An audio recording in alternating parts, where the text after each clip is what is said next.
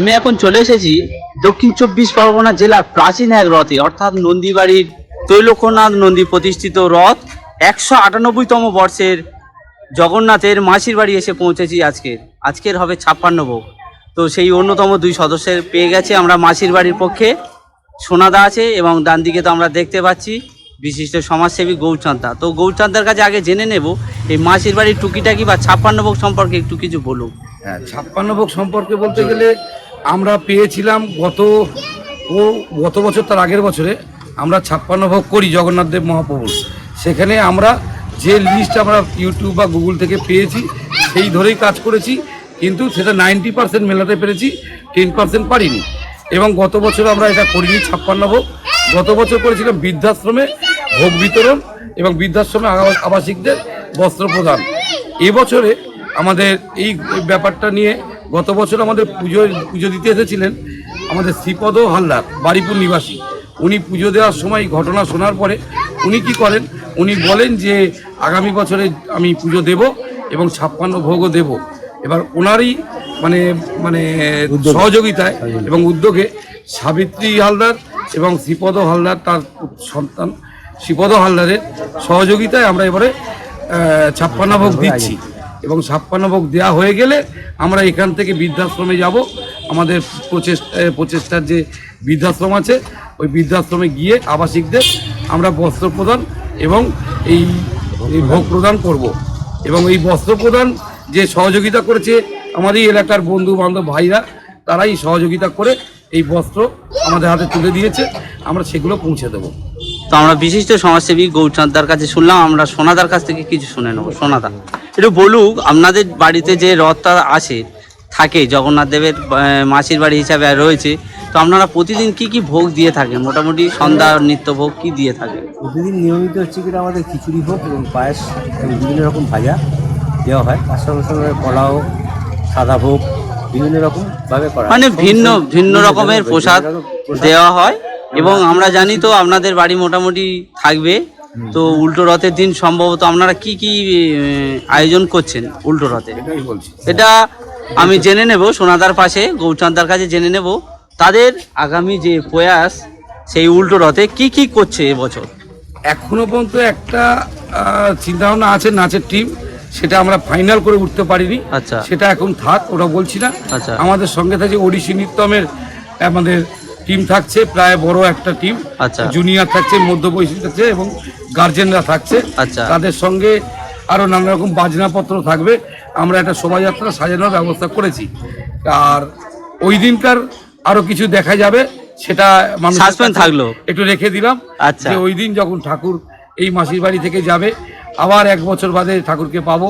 এই 8 দিন ধরে যেখানে মহোৎসব হয়, এখানকার এলাকার দূর দূরান্তের মানুষ যেভাবে সহযোগিতা করছে, আমি তো দেখতে পাচ্ছি আমরা ছোট থেকে যেভাবে এগিয়ে আসতাম যে আমরা ভোগ দেবো, এখন দেখা যাচ্ছে যা পরিস্থিতি, ঠাকুর কি করছে জানি না। ঠাকুর কার কাছ থেকে চেয়ে নিয়ে আসছে, তারাই এগিয়ে এসে তারাই ভোগ দিচ্ছেন। তাদের ভালোবাসায় ঠাকুরের ভক্তিতে সবকিছু হচ্ছে। একদম ভগবান জগন্নাথ তার নিজের সেবা কিন্তু নিজেই তিনি একদম সত্যি নিজের সেবা নিজেই করে নিচ্ছেন একদম। আর আজকের এই যে সন্ধ্যেবেলায় করে যে পরিবেশ তৈরি হয়, 1-150 লোকের কীর্তন বসে প্রতিদিন সন্ধ্যেবেলায় 8টা থেকে রাত্রি 10টা 10:30 পর্যন্ত নানা রকম ঠাকুরের গান আলোচনা এইসব নিয়েই চলছে জগন্নাথ মহাপ্রভু নিয়ে। মানে একটা পজিটিভ দিক, একেবারে আমরা যেভাবে নেগেটিভ দিক সমাজে তো ভরে গেছে, যেখান থেকে আমরা আধ্যাত্মিক কিছু আমরা এই যে আলোচনা বা এই যে হরিনাম সংকীর্তনে আমরা কিছুটা আমাদের মনকে পজিটিভ করতে পারি। তো এটা জগন্নাথ দেবের মাসির বাড়ি থেকে আমরা জেনে নিলাম। তো এরপরে আমি দেখিয়ে দেবো আপনাদের সেই 56 ভোগের যে ভোগ নিবেদন দেওয়া হয়েছে। এখানে একটা ছোট্ট কথা বলি, আমি যেটুকুনি জানি, আমি নৈহাটিদের সঙ্গে ভালো যুক্ত। আমার ওখানে পিসির বাড়ি, বোনের বাড়ি। আচ্ছা, ছোট থেকে থাকার সময় আমি জানতে পেরেছি বা পরেও জানলাম যে বড় মা যে নৈহাটির পুজো হয়, উনি কিন্তু গৃহদেবতা, মানে ঘরের পুজো ছিল, একটা পারিবারিক পুজো। উনি নিজের ইচ্ছায় বেরিয়ে এসেছেন। আজকের কিন্তু বড় মার পরিবেশ কি হয়েছে, সে বড় মা আর নতুন কিছু বলার নেই একদম। এই বড় মার কাছে কিন্তু আমি গত বছর কালী পুজোর দিনেই কিন্তু বড় মার ভিডিও করেছি, আমি দেখেছি। বড় মা কিন্তু একদম গিয়ের ঘরের মা, একদম ঘরের মা। কিন্তু তিনি ওই যে শুধু কালী পুজোর সময় তিনি সকলের মা হয়ে যান, বাইরের মা হয়ে যান আর এখন তখন। মন্দির হওয়ার পরে এখন তো আরো সবার জন্য হয়ে গিয়েছে। হ্যাঁ, এখন প্রতিদিন ভিড় হয় সেই বড় এই মা। জগন্নাথ মহাপ্রভু আমাদের মানে পারিবারিক দেবতা, হ্যাঁ। কুল দেবতা, নন্দীবাড়ির কুল দেবতা। তিনি আর এখন এই- সারা আপামর জয়নগর এখন মজিলপুরের সমস্ত এই- গ্রামবাসী বৃন্দের আর কি ঠিক তাই, সকলের এইভাবে একদম যেভাবে দেবতা, বেরিয়ে যাচ্ছে, একদম। ওনার ইচ্ছাতেই সবকিছু হয়েছে। আগামীতে ওনার ইচ্ছাতে আরো অনেক কিছু হবে, এটা আমার দৃঢ় বিশ্বাস। যদি বেঁচে একদম। থাকি নিশ্চয়ই আগামী দিনে আরো কিছু ভালো অবশ্যই, কিছু তার মানে কুলদেবতা থেকে গ্রামবাসী বৃন্দের দেবতা একদম, তৈরি হয়েছে, একদম, একদম। তো যাই হোক, জয়নগর কুইজ বিজয় ইউটিউব চ্যানেলের পক্ষ থেকে গৌরচাঁদ নন্দী মহাশয় এবং সোনাদাকে জানাই অসংখ্য ধন্যবাদ।